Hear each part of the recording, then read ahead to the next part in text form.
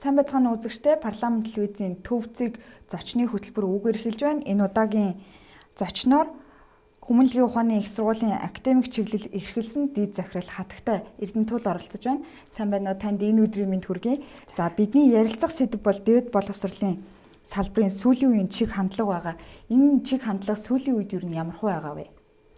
За, сүүлийн үед нийгэмд гарч байгаа өөрчлөлт, хөгжлийг дагаад дээд боловсролын салбарт хийх өөрчлөлтүүд орж байна. За, олон улсад бол хувьсан өөрчлөгдөж буй боловсролын тухай асуудал яригадаад доктортой хөгжлийн үзэл баримтлалыг өөртөө шингээсэн ийм дэлхийн иргэнийг бэлтгэх ийм зорилго их чухлаар тавигдж байгаа. Тэгэхээр энэтэй холбоотой Монголын дээд боловсролын салбарт ч гэсэн хууль эрхцэн хувьд нэлээд олон өөрчлөлтүүд орлоо. За, энэ боловсролын ерөнхий хууль, дээд боловсролын тухай хууль батлагдаад үүнээс хойш бас хэд хэдэн дүрм журмуудад өөрчлөлт орсон. Тэгэхээр өөрөөр хэлэх юм бол дээд боловсролын салбар маань өөрөө энэ нийгмийн хөгжил, эрэлт хэрэгцээнд нийцсэн байдлаар үйл ажиллагаагаа явуулах юм зайлшгүй шаардлага үүсэж байна. Тэгэхээр дэлхийн иргэнийг бэлтгэнэ гэдэг маань доктортой хөгжлийн үзэл баримтлалаас гадна ер нь ажлын байран дээр очиод ажиллахад өрсөлдөх чадвар өндөртэй их тийм олон салбарт хөрвөх чадвартай тийм мэрэгжилтэн байх юм хэрэгцээ үүсэж байна л да. Тэгэхээр нийгэм өөрөө дижиталчлагдаад хүнээс илүү дижитал чадвар тийм ээ. За, тэгээд төрөл бүрийн энэ орчинд ажиллах, дасан зохицох ийм чадваруудыг шаардж байгаа учраас илүүтэйгээр тухайн төгсөж байгаа мэрэгжилтнээс бол илүүтэйгээр хөрвөх чадвартай байх, олон соёлын орчинд дасан зохицох, соёл хоорондын харилцааны ийм тодорхой мэдлэгтэй ийм хүмүүс мэрэгжилтнүүдийг шаардж байна. Тэгэхээр яг сургалт талаасаа ингээд аваад үзэх юм бол дээд боловсролын салбар маань илүү тийм салбар дамнасан хөтөлбөрүүдийг санал болгох. За, судалгаанд суурилсан ийм хөтөлбөрүүдийг хөгжүүлэх ийм хэрэгцээ шаардлага бол зайлшгүй үүсэж байна гэж харж байгаа. Олон улсад ер нь их сургуулиудад судалгаанд суурилсан сургалтыг явуулдаг шүү дээ. Харин Монголд ер нь хэр явуулдгийг, дээрэс нь Хүмүүнлэгийн ухааны их сургууль яг ямар чиглэлээр илүү судалгаа хийдэг вэ? Яг уу мэдээж их сургууль бол судалгаа хийдэг, их сургуулийн багш, их сургуулийн профессорууд гэдэг бол судалгаа байнга тасралтгүй хийж яадаг, ажлын байран дээр өөрийгөө тасралтгүй хөгжүүлж яадаг тийм ээ. Тэгэхээр нийгэм эдийн засгийн тодорхой асуудлуудыг судлаачийн байр сууриас хараад тэр асуудлыг шийдэх гарц гаргалгааг судалгаанд үндэслэж дэвшүүлэх, түүнийгээ өөрсдийнхөө мэрэгжлийн чиглэл үндсэн салбартайгаа уялдуулсан байдлаар оюутнууд агсан түвшнийхөө суралцагчдад энэлийн мэдлэг чадварыг олгох гэдэг бол их сургуулийн профессоруудын хувьд хамгийн чухал асуудал байдаг. Тэгэхээр судалгаанд үндэслэж хөтөлбөрөө хөгжүүлэх, за нийгмийн тэр тодорхой асуудлуудын хүрээнд судалгаа хийж түүнийг эдийн засгийн эргэлтэнд оруулах гэдэг бол бас их сургуулийн нэг ажил. Тэгэхээр сүүлийн үед бол Монголын их дээд сургуулиуд энэ тал дээр ихээхэн анхаардаг болж байна. Яагаад тэгэхээр их сургуулиуд маань олон улсын түвшинд хүлээн зөвшөөрөгддөг, олон улсад бол их сургуулиудыг эренбэлдэг Times Higher Education гэх эрэм байгаа. Тэгэхээр энэ эренбийн үндсэн аргачлалын дагуу Монголын их дээд сургуулиудыг эренблэх ийм үйл ажиллагаас эхэлсэн. Өмнө нэг туршилтын эренбийн үнэлгээ энэ хийгдсэн байгаа. Тэгэхээр энэтэй уялдаатайгаар ер нь их сургуулиуд сүүлийн үед бол аль болох судалгаа хийх, тийм ээ. Тэгээд судалгааныхаа үр дүнг олон улсад таниулах, эргээд энэ үндэснийхээ хэмжээнд бол судалгааны үр дүн дээр тулгуурлаад тодорхой нийгмийн асуудлуудыг шийдэхэд оролцох ийм оролдлого, ийм чиг хандлагууд бол нэлээд нэмэгдэж байна гэж харж байгаа. За, Хүмүүнлэгийн ухааны их сургуулийн хувьд ч гэсэн мөн адилхан яг энэ чиглэл рүү явж байна. Бид судалгааныхаа үндсэн тэргүүлэх чиглэлүүдийг тодорхойлоод, за энэнийхээ дагуу түрүүний хэлсэн оюутнуудад хөрвөх чадвар олгохын тулд бид нар заавал салбар дундын хөтөлбөрийг, салбар дамнасан судалгааг хэрэгжүүлэх юм шаардлага үүсэж байгаа. Тэгэхээр салбар дундын хөтөлбөрөө хөгжүүлэх, салбар дамнасан судалгааг цаашд хөгжүүлэх энэ чиглэлээр бол өөрсдөө стратеги төлөвлөгөөндөө гол зорилтуудаа тусгаад өөрсдийнхөө тэргүүлнэ гэсэн хэдэн чиглэлүүдийг бариад салбар дундынхаа судалгааг хийхэд илүү анхаарч ажиллаж байна. Судалгааны үр дүнг ер нь эдийн засгийн эргэлтэнд оруулахад юун дээр анхаарах хэрэгтэй байдаг вэ? За, судалгааны үр дүн яг их сургуулиуд дээр ингээд маш их судалгаанууд хийгдэж байна. хийгдээд за их сургуулийн хийгдэж байгаа судалгаанууд олон улсын одоо сэтгүүлүүдэд хэвлэгдэх үндэснийхээ хэмжээний эрдэм шинжилгээний сэтгүүлүүдэд хэвлэгдэх ийм байдлаар олон нийтийн хүртэл бол болоод явж байгаа. Гэтэл яг энийг нөгөө эдийн засгийн эргэлтэнд оруулах одоо жишээ нь юу гэдгийг судалгааны үр дүнг патентжуулаад зохиогчийн эрх болгоод тийм ээ энэ патентыг бизнесийн байгууллагууд авч эзэмшээд ингээд дагуулж бүтээгдэхүүн үйлдвэрлэлд нэвтрүүлэх энэ тал дээрээ бол жоохон учир дутагдaltaй байгаа гэж харж байгаа. Гэхдээ яг энэ оюуны өмчийн патентын энэ хууль эрх зүйн орчнууд бол эхнээсээ бүрдэж байна. Тэгэхээр их сургуулиуд өөрийнхөө хажууд стартап компаниудыг байгуулах, за технологи дамжуулах төвүүдийг байгуулах тийм ээ.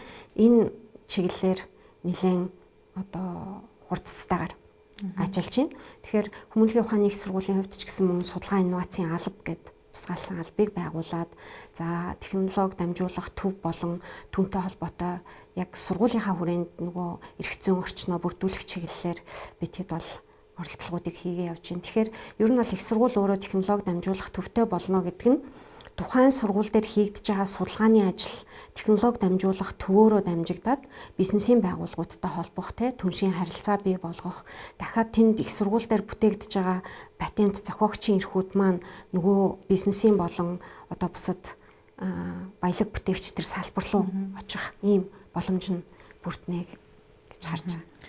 Удахгүй болох олон улсын эрдэм шинжилгээний хурлын онцлог нь яг юу юм бэ? Өмнө нь ер нь болж ирсэн үү? Эндэлээр та яриач. За хүмүүнлэгийн ухааны их сургуулийн хувьд бол өөрсдийн хийж байгаа судалгаа шинжилгээнийхээ үр дүнг олон нийтэд таниулах тийм ээ сурталчлах ийм зорилгоор олон улсын эрдэм шинжилгээний хурлуудыг бол хэд хэд удаа зохион байгуулж ирсэн. За ялангуяа сургуулийн ойн үеэр тийм ээ 5-10 жилийн ийм үечлэлтэй нөгөө ойнхоо үеэр бол байнга олон улсын эрдэм шинжилгээний хурлуудыг зохион байгуулж багш нарынхаа судалгааны үр дүнг олон нийтэд таниулсаар ирсэн. За энэ жилийн хувьд бол бид өөрсдийн одоо судалгааныхаа үндсэн стратеги бодлогынхаа хүрээнд салбар дундын судалгааны үр дүнг олон нийтэд таниулах. За түрүүний яриад байгаа хүмүүнлэгийн ухааны их сургуулийн хувьд бол илүүтэйгээр хүмүүнлэг болон нийгмийн ухааны салбар дах одоо хөтөлбөр судалгаануудыг хэрэгжүүлдэг. Тэгэхээр яг энэ чиглэлээрээ салбар дундын судалгааны үр дүнгууд өнөөдөр яг юу байна гэдгийг олон нийтэд таниулах ийм зорилгоор энэ олон улсын эрдэм шинжилгээний хурлыг зохион байгуулж байгаа. Тэгэхээр энэ хурал маань бол одоо цаашид жил болгон тогтмол зохион байгуулагдана гэж бид бол төлөвлөж байна.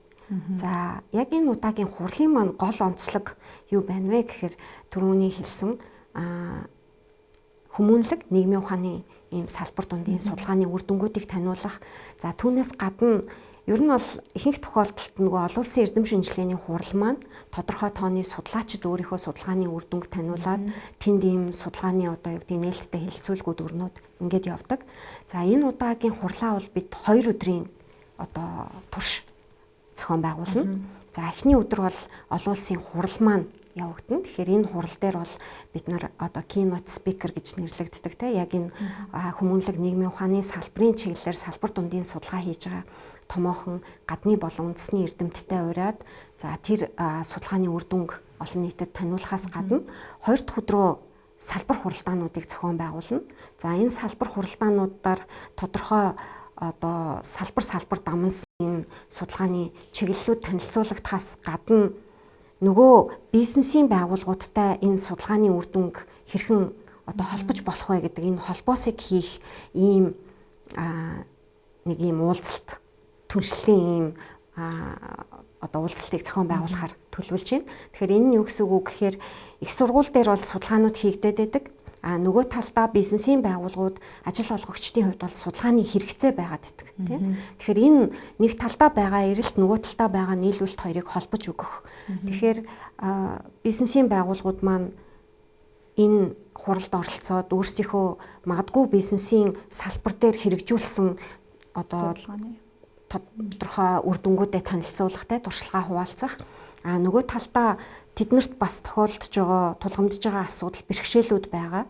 Тэгэхээр тэр бэрхшээлүүд тэр кейсүүдийг ярилцах замаар шаардлагатай байгаа судалгаанууд ямар нэгэн шийдэл олох шаардлагатай байгаа тийм зүйлүүд дээр нь их сургуулийн зүгээс ямар дэмжлэг байж болох вэ гэдэг энэ холбоосыг хийж өгөх ийм зорилготой байгаа. Сүүлийн үеийн хамгийн их судлагдж байгаа ерөн судалгааны сэдэв юу вэ? За мэдээж судалгааны сэдэв гэхээр одоо салбарын өөрийн онцлогоос шалтгаална. За жишээ нь манай сургуулийн хувьд тэгэхэд бол бид гадаад хэл шинжиллийн чиглэлээрээ бол ер нь олон нийтэд илүү нөгөө танигдсан. Тэгэхээр яг энэ гадаад хэл шинжиллийг компьютерийн ухаантай холбосон салбар дундын судалгаанууд, сэтгэл судлалтай холбосон сэтгэл судлал, нейро хэл шинжиллийн чиглэлийн судалгаануудыг одоо илүү төвлөрч ажиллаж байна. Тэгэхээр нөгөө яг хэл сурахад гадаад хэл сурахад хүмүүсийн зантлав тархины үйл ажиллагаа, нейро энэ сүлжээ хэрхэн нөлөөлж гинүү гэдэг энэ төрлийн судалгаануудыг хийх. За эдийн засаг бизнесийн хувьд аваад үзэхээр илүүтэйгээр нөгөө технологийн нөлөөлөл энэ чиглэлд ямар байна уу? За мөн технологийн нөлөө ингээд ороод нийгэм хөгжихийн хэрээр хэрэглэгчийн зантлав гэдэг зүйл өөрчлөгдөд байдаг. Тэгэхээр тэр хэрэглэгчийн зантлавын чиглэлийн судалгаануудыг сэтгэл судлалын шинжилгээ ухаантай холбосон байдлаар хийх. За тэгээд хэрэглэгч ийм зантлав гарч байгаа өөрчлөлттэй уялдаатайгаар нөгөө бизнесийн байгууллагууд маань маркетингийнхаа шийдлийг, хүний нөөцийнхөө шийдлийг яаж гаргах ёстой вэ гэдэг энэ төрлийн судалгаанууд дээр илүү төвлөрч ажиллаж байна гэсэн. Энэхүү судалгааны үр дүнгээс үзэхэд байгууллага болон бизнесүүд ер нь цаашид хөгжих боломжтой. Дээрээс нь хамтарч ажиллахад бол илүү хүмүүнлэгийн ухааны их сургууль шинээр стартап хийж байгаа хүмүүстэй нээлттэй гэж хэлж болох уу? Тийм, бидний хувьд бол бас их сургуулийн гол одоо үндсэн зорилго юу байдаг вэ гэхээр бид сургалт явуулна, судалгааг хийн нийгмийг соён гэгэрүүлэхээс гадна нийгэм рүү чиглэсэн үйл ажиллагааг явуулах хэрэгтэй, үйлчилгээг үзүүлэх хэрэгтэй. Тэгэхээр нийгмийн рүү чиглэсэн үйлчилгээ гэдэг маань бид нийгмийг соён гэгэрүүлэх тэр үйлсэд хувь нэмэр оруулахаас гадна яг энэ шинээр боож гэж байгаа стартап компаниуд тэр тухайн салбар дээр одоо үйл ажиллагаа явуулж байгаа энэ бизнесийн байгууллагуудад бас багч гисэн хувь нэмэр оруулах юмсан ялангуяа бидний хийж байгаа судалгааны үр дүнг аваад ашиглах. За магадгүй манай багш нарын одоо хуримтлуулсан туршлага дээр үндэслээд бизнесийн үйл ажиллагааг цаашаа зөв ингээд чиглүүлээд явхад зөвлөн чиглүүлэх үйлчилгээ гэж байдаг нөгөө стартап компани ингээд бойжуулаад аваад явах. Тэгэхээр тим чиглэлийн үйлчилгээнүүдээр энэ төр ингээд туслаад явхад илүү анхаарлаа хандуулах. Стартап бизнесүүдийг ер нь эхлээд одоо бойжуулахгүйгээр одоо хүмүүс за би нэг бизнес эхэлнэ гэл ямар судалгаагүйгээр эхлэх, судалгаатай эхлэх хоёр бол шал өөр ах тий. Яг хөө мэдээж бизнес эрхлэгч байгаа одоо бизнес эрхлэгч бол бүр огт судалгаагүйгээр ямар нэгэн байдлаар хөрөнгө оруулалт хийгээд бизнесээ эхлэнэ гэж бол бодохгүй байна. Гэхдээ жишээ нь юу гэдгийг нөгөө орчны нөхцөл байдал маань өөрөө маш хурдцтай өөрчлөгдөж байгаа. Өнөөдөр бидний бизнесийн орчныг судлаад бизнесийн үйл ажиллагааг эхлүүлж исэн цаг хугацаа энэ маань өмнө нь бол бид нэг жилийн хугацаанд 2 жилийн хугацаанд жишээ нь бизнесийн байгууллага бол одоо стратеги төлөвлөхдөө нэг 5-аас 10 жил 10-аас дээш жилийн ингээд урт хугацааг харж төлөвлөлтөө хийдэг байсан бол өнөөдөр нөгөө орчны нөхцөл байдал маань маш хурдтай өөрчлөгдөд байгаа учраас бид нар урт хугацааг харах өнцөг маань хүртэл өөрчлөгдсөн. Тэгэхээр бизнесийн байгууллагууд нэг 3-аас 5 жилийн хугацаанд стратеги төлөвлөөд тэрийгээ одоо төрөл бүрийн нөгөө төлөвлөлтийн арга хэрэгслүүдийг ашиглаад илүү богино хугацаанд төлөвлөх явцынхаа хяналтыг хийгээд тэрнийхээ дагуу ингээд тасралтгүй сайжруулалтаа хийгээд явах энэ тал дээр илүү их анхаардаг болчихсон байна. Тэгэхээр яг нөгөө жижиг дунд бизнесийнхэнд тулгамжид гол асуудал маань бас юу байдаг вэ гэхээр дөнгөж нөгөө бизнесийн үйл ажиллагаа эхлүүлээд ингээд зах зээл дээр хөлөө олоод явхад энэ байгууллагууд маань тэр болгон бас судалгаанд одоо мөнгө зараад авах тийм ээ санхүүгийн чадварынхаа хувьд харьцангуй сул байгаа гэдэг. Тэгэхээр нэг талдаа бол нөгөө судалгаа хэрэгтэй гэдгийг мэдрээд байгаа боловч санхүүгийн чадвар сул байгаад байгаа учраас тэр болгон нөгөө судалгаанд хөрөнгө оруулаад яж чаддаггүй. Тэгэхээр ер нь бол бас их сургуулиудтай ингээм хамтын ажиллагаагаа өргөжүүлэх ийм замаар бас нэг тодорхой хэмжээний судалгааныхаа хэрэгцээнүүдийг хангах. За нөгөө талдаа нөгөө жижиг дунд бизнесээр бас тулгамдж байгаа асуудал нь өөрөө хүний нөөцийн асуудал байдаг. Тэгэхээр нөгөө хүний нөөцийн асуудлаа бас хамтарч шийдэх ийм гаргалгаануудыг бол яалтчгүй энэ түншлэлийн хэлбэрээр шийдэх одоо шаардлагатай байна гэж харж байгаа.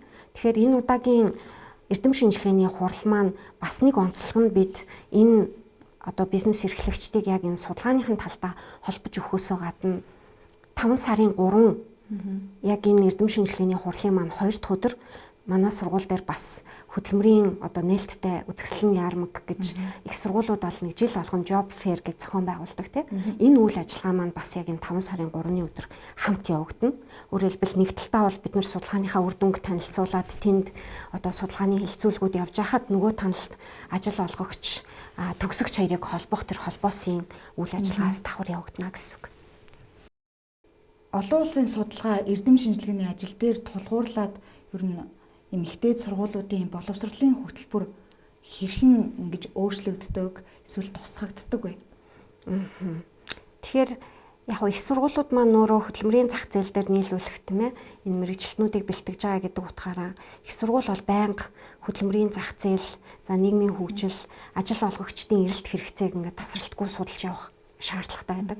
Тэгэхээр нөгөө ажил олгогчд маань ажлын байран дээр шаардж байгаа мэргэжилтнүүдээс шаардж байгаа ур чадвар маань өөрөө жилээс жилд өөрчлөгдөд явж идэг тийм ээ. Тэгэхээр тэрийг бол бид тасралтгүй одоо судлах шаардлага зайлшгүй бий.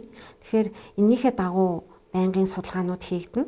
За нөгөө талдаа бас тухайн салбар дээр ажиллах нөгөө мэргэжилтнүүдийг гаргахад тухайн салбарын одоо өөрийнх нь хөгжлийн чиг хандлага хаашаа явж байна.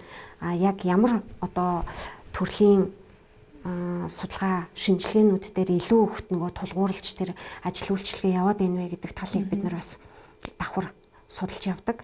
Тэгэхээр жишээ нь юу гэдгийг компьютерийн ухаан, за сэтгэл судлал, гадаад хэл шинжилгээд байлаа гэхэд за сэтгэл судлалын хувьд яг ямар салбар шинжлэх ухаан нь илүү одоо цаашаага эрэлт хэрэгцээ үүсээд байгаа юм тийм ээ. За өнөөдөр бол жишээ нь одоо дижиталчлал хүчтэй явагдаад ингээд бүх юм хиймэл оюун ухаан, big data гэдэг ингээд яригдахын хэрээр дахиад нөгөө талдаа бол хүмүүсийн яг амьд харилцаа, за тэнтэй холбоотой үүсэж байгаа харилцааны зөрчил юм уу эсвэл одоо ямар нэгэн стресс хүмүүст үүсэх тэр нөгөө нийгмийн сэтгэл зүйн асуудлууд маш хүчтэй яригдж байна. Тэгэхээр энтэйгээ уялдаатайгаар нөгөө сэтгэл судлалын салбар гэхэд хаашаага тий салбар шинжлэх ухаанууд нь спортын сэтгэл судлал, хуулийн сэтгэл судлал, бизнесийн сэтгэл судлалч гэдэг юм ингээд маш олон ийм салбар энэ сэтгэл судлалын хэрэгцээ маань үүсээд өөр өөрийн тэр нөгөө салбарын хэрэглээ талаа дагаад ингээ хөгжиж явж байна. Тэгэхээр энтэйгээ уялдаатайгаар бид нар бас хөтөлбөрөө одоо ялтчгүй энэ эрэлт хэрэгцээтэй уялдуулж хөгжүүлдэг гэсэн үг. Тэгэхээр нэгдүгээрт бол хөдөлмөрийн зах зээлийн эрэлт хэрэгцээ юу вэ? За хоёрдугаарт тухайн салбар өөрөө яг ямар мэргэжилтнүүдийг илүү хүсэж байна. Ирээдүйн чиг хандлага нь бас хаашаа явах вэ? Өнөөдөр бид нар яг өнөөдөр байгаа нөхцөл байдлыг бол судлаад ээж болно. Гэтэл нөгөө их сургуулийн бэлтгэж байгаа, боловсруулж байгаа хөтөлбөр маань 3.5-аас 4 жилийн дараа төгсөж байгаа төгсөгч ажлын байран дээр гарахад бэлэн байх хэрэгтэй байдаг тийм. Тэгэхээр тэр талыг бодолцож бас ирээдүйн чиг хандлага юу байна вэ гэдгийг тодорхойлох те таамаглах юм хэрэгцээ бол заашгүй үүсдэг гэсэн. Бидний урилгыг хүлээн авч ирж ярилцсан танд маш их баярлалаа. Таны ажилд амжилт хүсье. За баярлалаа. Парламент телевизийн төв зэг зочны хөтөлбөр энэ хүрээд өндөрлөж байна. Энэ удаагийн дугаарт Хүмүүнлэгийн ухааны их сургуулийн академик чиглэл эрхэлсэн Ди Захирал Хатагтай Эрдэнэ туул оролцлоо.